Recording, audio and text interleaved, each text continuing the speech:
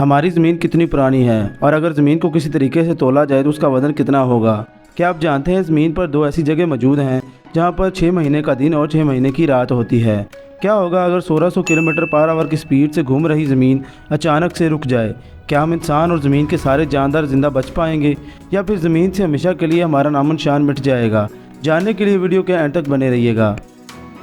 क्या आपने कभी सोचा है कि सूरज और चांद ज़मीन से एक ही साइज़ के क्यों दिखाई देते हैं, जबकि सूरज चांद से 400 गुना ज़्यादा बड़ा है। दरअसल सूरज चांद से तो 400 गुना ज़्यादा बड़ा है, लेकिन ये ज़मीन से चांद के मुकाबले में 400 गुना ज़्यादा दूर है।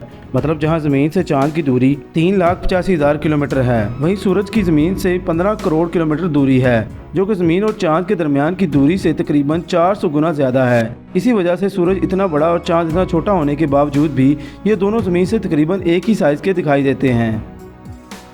आज के वक्त में ज़मीन पर 7 समंदर मौजूद हैं। आप जानते हैं कि आज से 3 करोड़ साल पहले ये सभी समंदर सिर्फ एक ही समंदर था। मतलब ज़मीन पर ज़मीन का सिर्फ एक टुकड़ा था जिसका नाम पैंजिया था। ये उस वक्त ज़मीन के 1/3 हिस्से पर फैला हुआ था, लेकिन 1.7 करोड़ साल पहले ज़मीन के टेक्टोनिक प्लेट्स में हुई हरकत की वजह से आहिस्ता आहिस्ता सभी समंदर अलग हो गए। साइंसदानों के मुताबिक 2.5 करोड़ साल बाद ये सारे समंदर आपस में जुड़ जाएंगे। एक बार फिर से पैंजिया वजूद में आएगा। क्या आप जानते हैं कि 19 जून 2022 इस दुनिया की तारीख में सबसे छोटा दिन था, क्योंकि इस दिन अर्थ ने अपना रोटेशन सबसे कम वक्त में मुकम्मल किया था।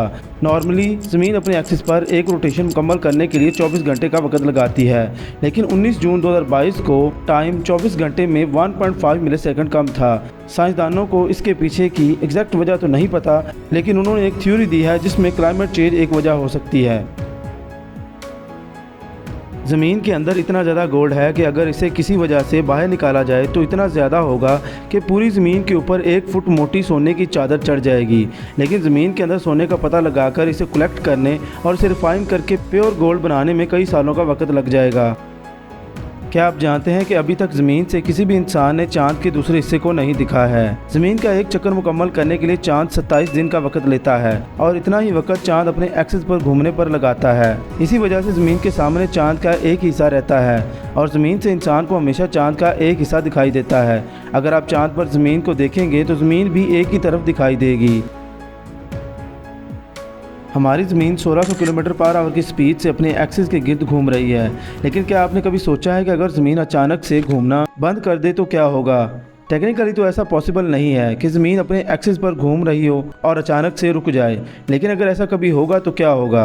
क्या ज़मीन पर मौजूद हम इंसान और बाकी जानदार ज़िंदा बच पाएंगे। जब ज़मीन अपने एक्सिस पर 1600 किलोमीटर पर आवर की स्पीड से घूम रही होती है तो इस वक्त एटमॉस्फेयर और ज़मीन पर हर एक चीज़ इतनी ही स्पीड से घूम रहे होते हैं। जैसे ही ज़मीन अचानक से ब्रेक लगाएगी तो वो रुक जाएगी, लेकिन हमारा एटमॉस्फेयर घूमता रहेगा, जिससे ज़मीन पर इतनी तेज़ हवाएं चलेंगी कि बड़ी से बड़ी इमारतों को सेकंड में उखाड़ कर फेंक देंगी।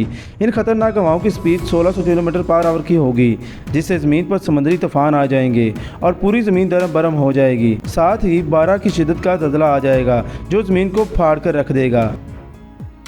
हमारी ज़मीन पर 71% हिस्से पर पानी मौजूद है। ये पानी ज़मीन पर, समंदर में, पहाड़ों पर, बर्फ़ में, नदी, नहरों और झील में मौजूद है। अर्थ पर मौजूद 97% पानी समंदर में है, जो कि नमकीन है और पीने के लायक नहीं है। बाकी 3% में से 2% बर्फ़ है और बाकी 1% पानी पीने के काबिल है।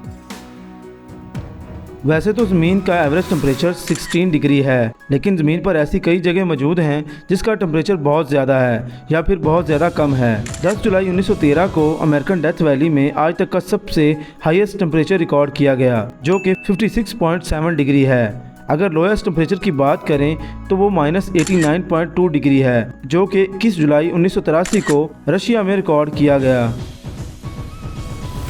हमारे सोलर सिस्टम में 8 प्लैनेट हैं। अगर हम प्लूटो को भी शामिल कर लें तो 9 प्लैनेट हैं। लेकिन हम जिस प्लैनेट पर रहते हैं यानी ज़मीन से बाकी सियारों की दूरी कितनी है। अर्थ के सबसे नज़दीक सियारा वीनस है, जो कि ज़मीन से 19.08 करोड़ किलोमीटर दूर है। दूसरा सियारा मार्स है, जो कि ज़मीन से 19.83 किलोमीटर दूर है। तीसरा सियारा मरकुरी है, जो कि ज़मीन से 20.17 करोड़ किलोमीटर दूर है। चौथा सियारा जुपिटर है, जो कि ज़मीन से 88.08 करोड़ किलोमीटर दूर है। पाँचवा सियारा सैटर्न है, जो कि ज़मीन से 159.88 करोड़ किलोमीटर दूर है। छठा सियारा यूरेनस है, जो कि ज़मीन से 303.59 करोड़ किलोमीटर दूर है। सातवां सियारा नेपच्यून है, जो कि ज़मीन से 462.22 करोड़ किलोमीटर दूर है। और आखिर में प्लूटो है, जो कि ज़मीन से 527.21 करोड़ किलोमीटर दूर है। ज़मीन के ऊपर समंदर के बारे में आप जानते होंगे, लेकिन क्या आप ये जानते हैं कि ज़मीन के अंदर भी एक समंदर मौजूद है।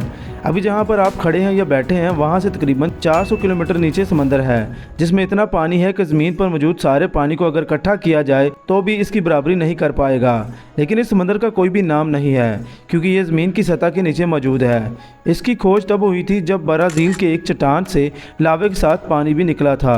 इसके साथ साथ कुछ डायमंड्स यानी हीरे भी बाहर निकल रहे थे, जो कि हाइड्रोक्सल आयन से बने हुए थे, जो कि सिर्फ समंदर के अंदर ही पाया जाता है। साइंटिस्ट का कहना है ये समंदर आज से तकरीबन 300 करोड़ साल पुराना है।